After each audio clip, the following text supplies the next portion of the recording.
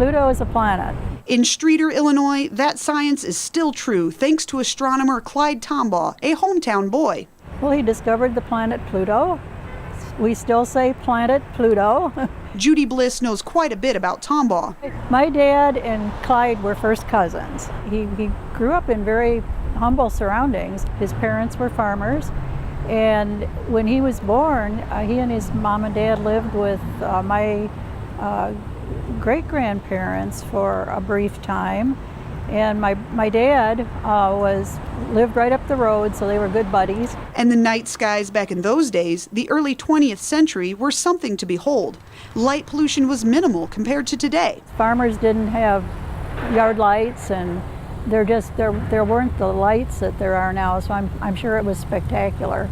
Probably as good as Montana back in the days. Family-wide, the Tombaughs were drawn to space, but none more than Clyde.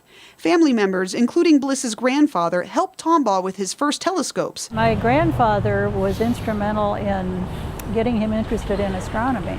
Smitten with the stars, Tombaugh landed a job at Lowell Observatory in Arizona, where he drew on another Tombaugh quality in the search for what was then called Planet X.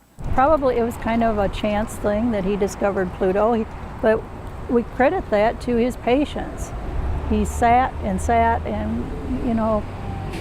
and I think that's a family trait that we probably all share somewhat.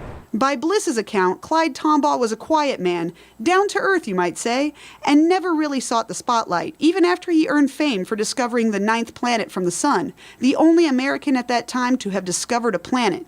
That all changed in 2006. Things really cut loose when they decided that Pluto wasn't a planet anymore. And that's when we really got on the bandwagon. The International Astronomical Union decided Pluto should be reclassified as a dwarf planet after the recent discovery of more dwarf planets, some larger than Pluto, out in the Kuiper Belt, Pluto's neighborhood. Size doesn't matter!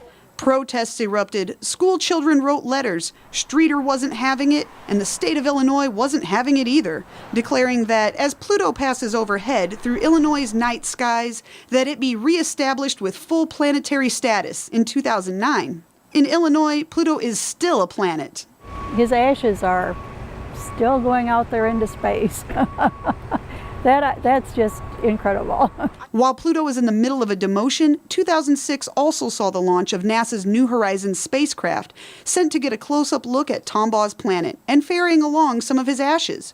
Arriving in 2015, New Horizons didn't disappoint. That blew me away. I spent a lot of time watching that stuff, yeah.